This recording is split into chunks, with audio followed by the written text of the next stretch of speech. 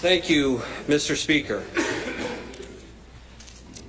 Mr. Speaker, I stand here today as a member of the Legislative Assembly, as a cabinet minister within government, but most importantly as a parent, as a father of 3 amazing kids that, like most, and I would say the vast majority of parents, would give our lives for our children.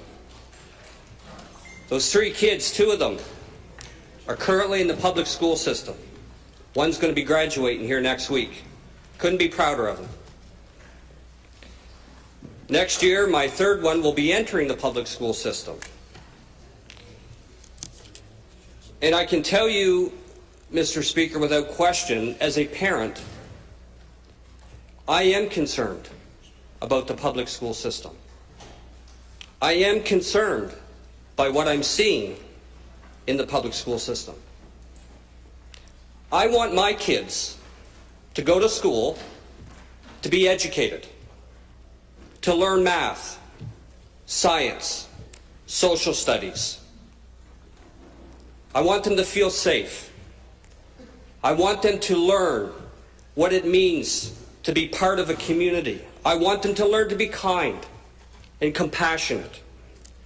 And I think, Mr. Speaker, in the midst of this debate that is very sensitive and can get very passionate and heated, we can sometimes lose the concept of compassion and understanding. But I want to tell you something, Mr. Speaker. When I enrolled my 2 children in public school, I had to sign a registration form. Every parent had to do it. I had to sign on that registration form the name of my daughter, had to sign on that registration, another registration form, the name of my son. I had to put the sex, male, female, other. I had to fill in some personal information about my children. And everything I put on that registration form, at the bottom of it, I had to sign. And that signature meant that I, as a parent, am giving parental authority for my child to be registered with the school. But Mr. Speaker, it doesn't stop there. I also have to give a written consent signature for my child to have their photo taken in school. I have to give my written consent as a father for my child to be administered a Tylenol should they have a headache. I'll tell you how intricate this is with parental authority. My 17-year-old, he's going to turn 18. He's going to be a legal adult next week. He's been accepted to a university here in Fredericton. I'm very proud of him. And he was going on a school trip to this university that he's already been accepted to. He's 17 years old. And I remember the frantic call I got. Can't remember if it was my wife or if it was my son, but he said, "We forgot the consent form." He's 17. He could not go to that university on a field trip unless I signed the form to allow him to go as a parent. And yet, my daughter in grade 2 can change her name and her gender, not just without my consent, but most importantly, without me even knowing it, to the point that the school would literally deceive me as a parent should I ask to know what's going on. I have a serious problem with that. And I can tell you one thing. The vast majority of parents in this province have a very serious problem with that as well. And I will not back down.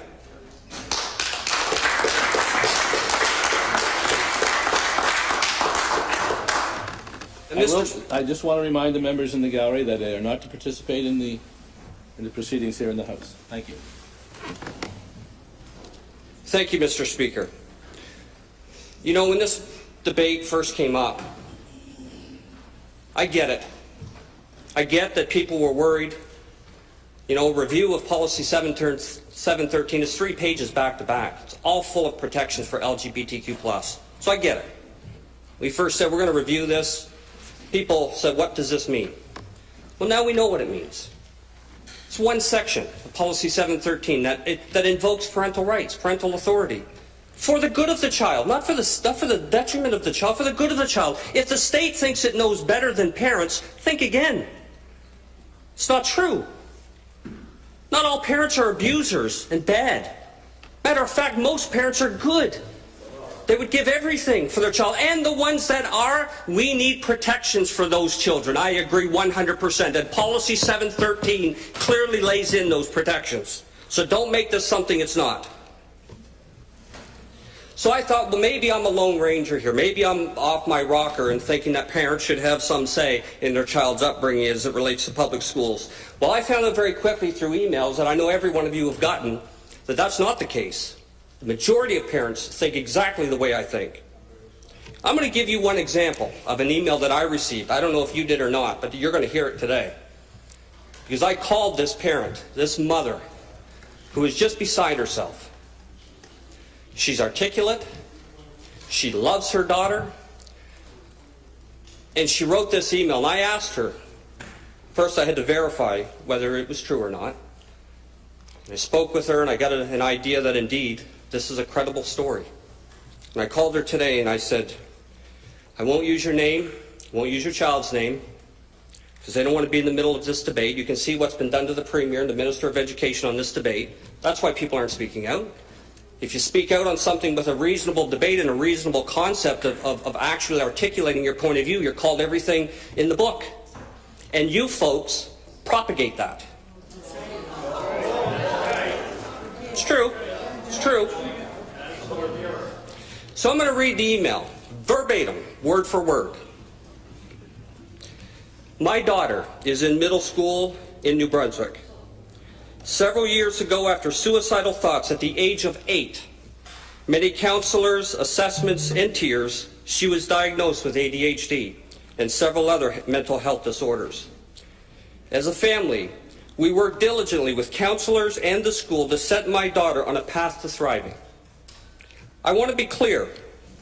My daughter does not have body dysmorphia, nor is she part of the LGBTQ community. This letter is in no way intended to take away or disrespect those challenges. When my daughter entered middle school, we had a plan in place. Unfortunately, the school did not implement that plan, which led to a mental health spiral for my daughter. She created an alter reality, changing her name while at school to cope with overwhelming stimuli presented with no access to her coping strategies. The school at no time told me about anything. At home, my daughter had the structure and safety she needed, and I never knew the school had failed to implement her personal learning plan. Listen to what she says here. I found out from a friend whose daughter was also in the class that my daughter was going by a different name and had been for months.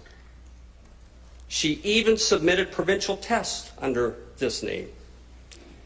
In this instance, I know she's not alone, by failing to keep us, her parents, informed, the school actively contributed to my daughter's mental health emergency. Teachers are not psychologists. They're not trained to spot a mental health crisis, and they should never blindly allow children to change their identity without understanding the full context. Thankfully, I can report my daughter in her last year of middle school is thriving, top of her class, and now comfortable and able to cope with her surroundings. I shudder to think how different that path could have been had I not been informed by another parent. I know my daughter. I love and support her through all of life's challenges. But Policy 713 could have ended her life by allowing teachers, brand new one at that, to blindly follow my daughter down a dark rabbit hole. She's not alone. I've gotten emails from other parents that feel the same way. Mr. Speaker, this is a passionate topic. We've debated so many things in this House. I've never debated or felt any more passion from both sides on this topic. I get it. But Mr. Speaker, if we can't as a society come to some consensus on the role of parents and parental authority, we are in big trouble. I'm convinced Changes to Policy 713 is not only the best thing for both parents and kids, but it should send a clear message about parental authority, that it's the foundation of a strong and vibrant society. Mr. Speaker, I will end with this. The province does not own our kids. And God help us if we ever succumb to that way of thinking. Thank you, Mr. Speaker.